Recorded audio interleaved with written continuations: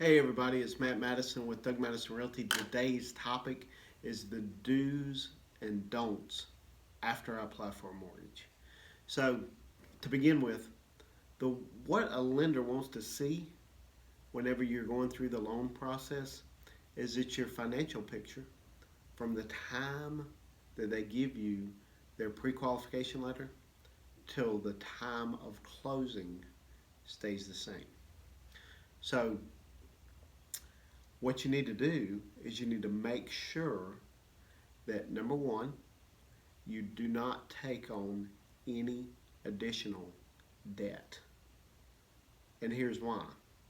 Because if you take on additional debt, what's going to happen is the lender is going to go and check your debt ratios and different things like that a couple weeks before closing, and it has the ability to make you to where you can't qualify for the home because you've gone out, you've bought furniture, or you've bought a car, or something, a large purchase. So don't, number one, don't make any large purchases. What people don't understand is whenever you take on debt, it costs you in the present. So in other words, if you've got a car payment that's say $400 a month, then that costs you $40,000 today of purchasing power.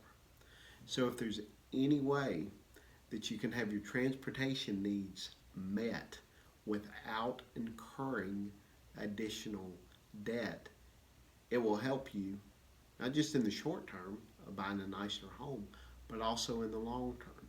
So keep that in mind as you're going out and people are trying to sell you on the fact of, hey, you can have this brand new car for $350 a month. That's going to cost you $35,000 worth of purchasing power. The other thing is your account.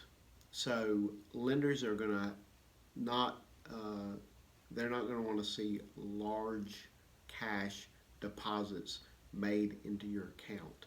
They're going to want to see consistency, right? With you get your paycheck, you put it in there.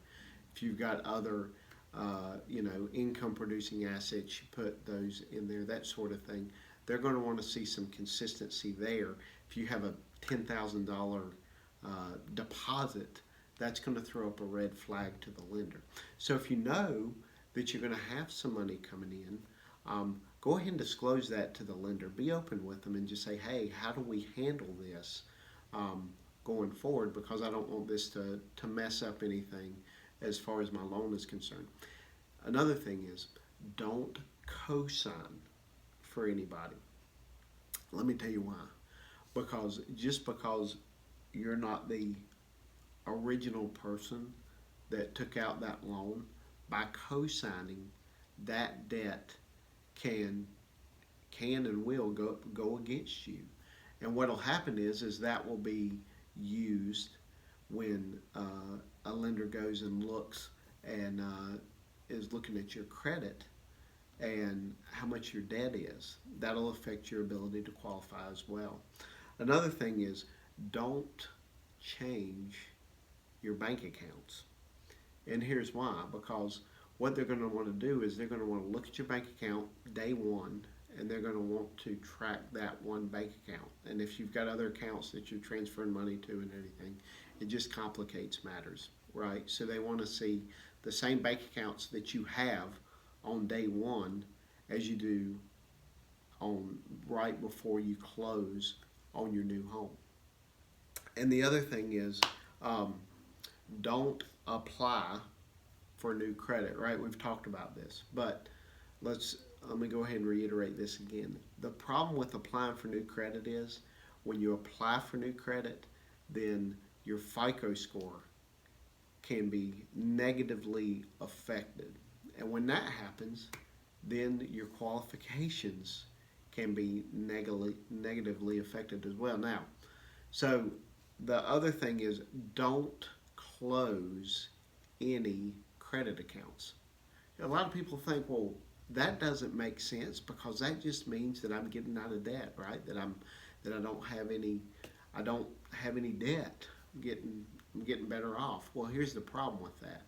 So when lenders evaluate credit, they evaluate credit on the length and depth of your credit history. So if they were going based on, a certain account, and then you pay that account off, they can't go back and use that anymore. So the bottom line is this, right? So when you go and you get pre-qualified for a home, and you give them all your financial records and everything, and they pre-qualify you based on that, for the next 30 days, live simply. Don't make any major purchases, and don't transfer any money into your account that the lender's not aware of, and that they'll help you handle and navigate the entire process. Best thing you can do is to be upfront with them if there's a change in your financial situation over the course of this time, between the time you go under contract until the time you close. If this information was helpful, please hit the like button below, and subscribe to my channel. This is Matt Madison with Doug Madison Realty. I hope all of you have a great week. I'll see you next week. Take care.